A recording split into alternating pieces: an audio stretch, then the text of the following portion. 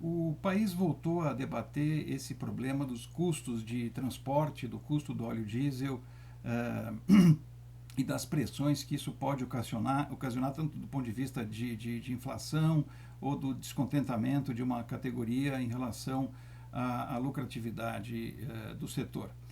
Eu, em primeiro lugar, gostaria de colocar o tema sobre uma perspectiva um pouco mais ampla para que a gente perceba a complexidade desse tema, porque as soluções simples elas geralmente elas não têm durabilidade. Elas podem ser fáceis e aparentemente são, mas elas não têm duração.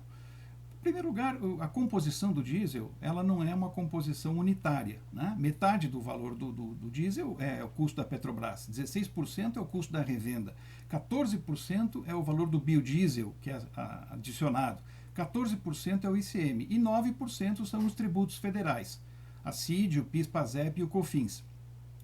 Primeira questão, o ministro da Economia já declarou que cada centavo que o governo eventualmente retire do valor dos tributos do diesel significa quase R$500 bilhão a menos na arrecadação federal, que não é pouca coisa, é um valor que precisa ser compensado de algum lugar.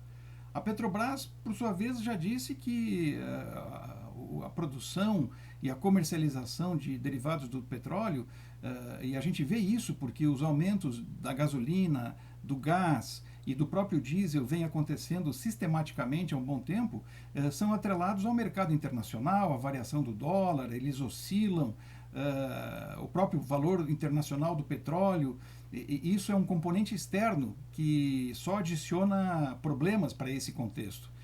Um outro elemento é que talvez uma intenção de segurar os preços artificialmente na Petrobras, comprimindo os custos da empresa, porque é uma empresa onde o governo federal tem uma ingerência muito grande, sendo a empresa de capital aberto, com ações comercializadas na Bolsa, isso pode ter um impacto negativo na credibilidade da empresa, na imagem da empresa, inclusive para investidores com uma imagem ruim, né, em relação à autonomia da empresa. Por outro lado, se a gente olhar o lado dos estados nesse debate todo, também é uma posição muito crítica. Né? O ICM é o principal tributo que sustenta as finanças dos estados. As alíquotas elas mudam de estado para estado, elas variam de 12% até 25%. E se somar todos os estados, a arrecadação de ICM ultrapassa R$500 bilhões por ano.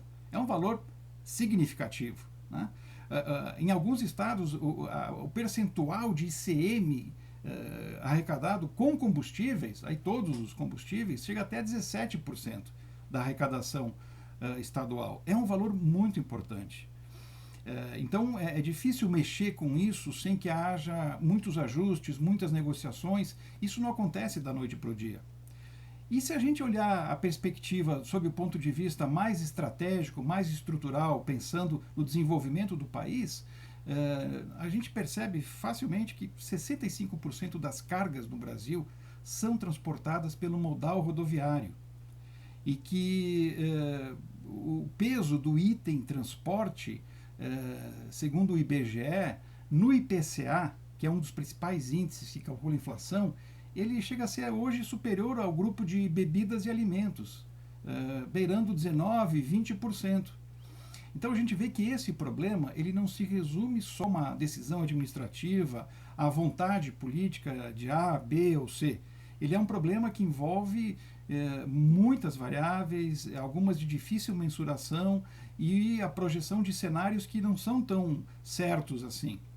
A grande vantagem de unificar uma única tarifa, uma única alíquota de ICM para combustíveis ou para o óleo diesel em todos os estados, ela seria evidentemente muito grande, do ponto de vista da previsibilidade tributária, do gerenciamento dos custos tributários, da administração tributária, embora ela seja muito improvável, porque ela precise e demande um grau e uma intensidade de negociações no Congresso, com os estados, ajustes nas finanças, que não são simples e que sempre envolvem um risco de insegurança jurídica e de futura judicialização que poderia anular os efeitos aparentemente benéficos num primeiro momento.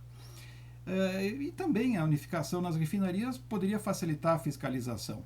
A grande desvantagem é que essas soluções tópicas, né, singulares, alterando a mecânica e a logística desse ou daquele tributo, embora possam parecer benéficas, necessárias e meritórias no primeiro momento, elas acabam no médio e longo prazo reforçando essa colcha de retalhos que é o sistema tributário brasileiro, que é exatamente um dos problemas que a reforma tributária deverá atacar, dando mais coerência, funcionalidade, sistematicidade ao nosso sistema tributário, simplificando o seu funcionamento, tornando ele mais equitativo, né? Então, esses pesos têm que ser mensurados. Qual que seria a solução para o problema dos custos do setor logístico no Brasil? São as mesmas que são aplicáveis a qualquer outro setor, especialmente na área de serviços, que é procurar aumentar a produtividade. E como é que a gente aumenta a produtividade? Mudando, melhorando o modelo de negócios, alterando a tecnologia empregada no setor. A nossa frota, por exemplo, é muito velha, ela tem um gasto energético superior aos parâmetros internacionais. Poderíamos ter uma eficiência energética maior com programas de renovação de frota. Poderíamos ter novos combustíveis, biodiesel. Já há montadoras no Brasil que fabricam caminhões elétricos, né? Poderíamos, no médio e longo prazo, investir mais no modal ferroviário, como em outros países, e depender menos dessas crises que sempre acontecem ciclicamente, causando muitos transtornos e conflitos de toda ordem, né?